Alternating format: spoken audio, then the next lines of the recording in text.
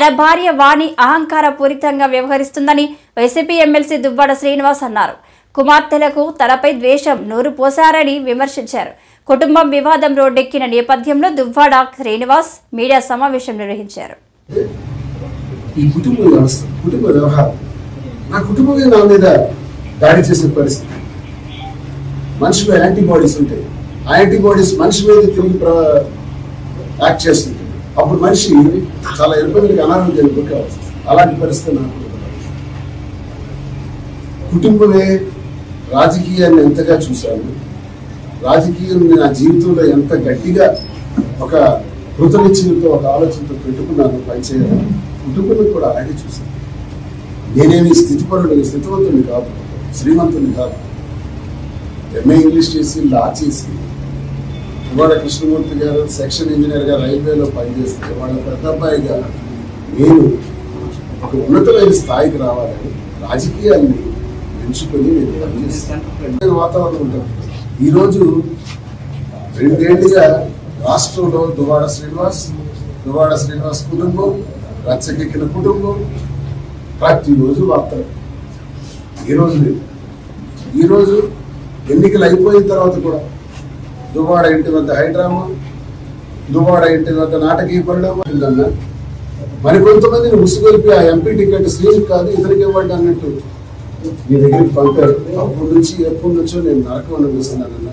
వద్దన్నా, ఈసారి మనం గెలుస్తాం, అంతా బాగుంటుంది, తనే పోటీ చేస్తారన్నా, నేను సహకరిస్తానన్నా అని జగన్ అన్నకి నచ్చ చెప్పి టెక్కలొచ్చి నాకు మూలపేట పోర్టు శంకుస్థాపన సందర్భంగా అనౌన్స్ చేసిన టికెట్ ని నేను దువ్వాడ శ్రీనివాస్ అని నేను ప్రకటించాను.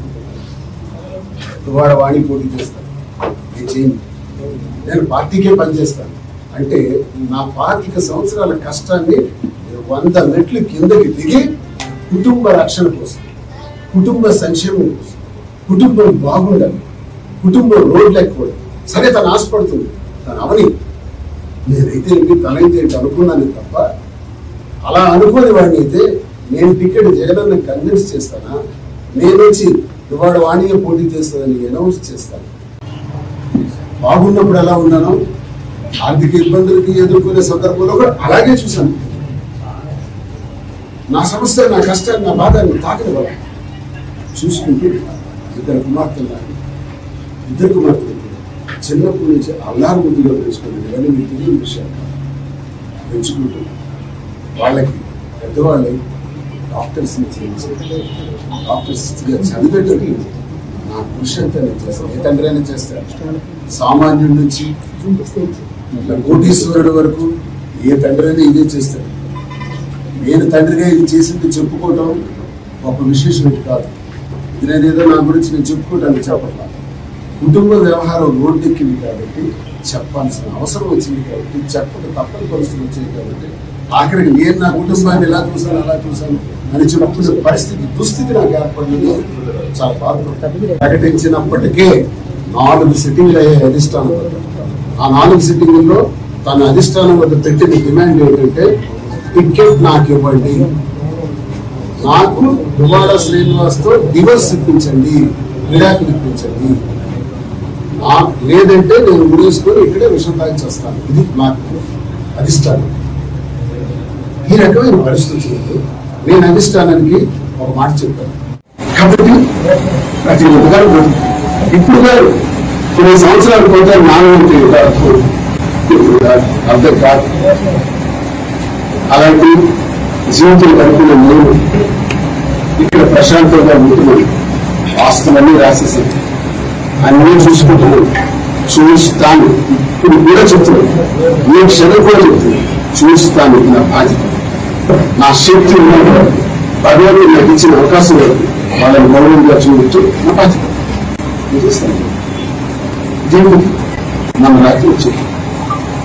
తండ్రి పిల్లలు రావాల్సిన సమయం రాత్రి 11, 12, 1 గంట, 2, 6 గాన భజన, మనుషులు, కొంతమంది తెలుగుదేశం పార్టీ చెందినటువంటి నా గుండెలు తారసపడని వాళ్ళు, నన్ను ఫేస్ టు ఫేస్ ఎదురు పడని వాళ్ళు, వినిపించేటువంటి వాళ్ళు, ప్రత్యేక పార్టీకి చెందిన వాళ్ళు చాలా మంది రోడ్డు మీద కాపలా ఆ వచ్చిందే వచ్చింది. నిత్యం తీసుకొచ్చారు, కారాలు తీసుకొచ్చారు, వైన్స్ తీసుకొచ్చారు, రోప్స్ తీసుకొచ్చారు, కాంపౌండ్ వాళ్ళకి గురుగా తీసుకొచ్చారు. వచ్చింది పిల్లలతో పాటు ధనం ఈ బ్యాక్గ్రౌండ్ ఏంటి, ఈ బ్యాక్గ్రౌండ్ ఏం తెలుస్తుంది అసలు అంటే, నేను వెళితే నా మీద కారం కొడతారు, నన్ను అటాక్ చేస్తారు అనే నేను అభిప్రాయం. అది ప్రేమ లేకపోతే కాదు, వచ్చిన పిల్లలు ఆదరించడం కూడా తిరిగిగా కాదు. వచ్చిన సమయంలో, వచ్చిన విధానంలో సభగా సభ్య సమాజంలో జరుగుతుంది. ఖండీరానికి రావాల్సిన విధానం అంటే ఓకే మొన్నైంది. ఆ తల్లి చెప్తుంది, ఇవాళ నాకు సంబంధం లేదు, నాకు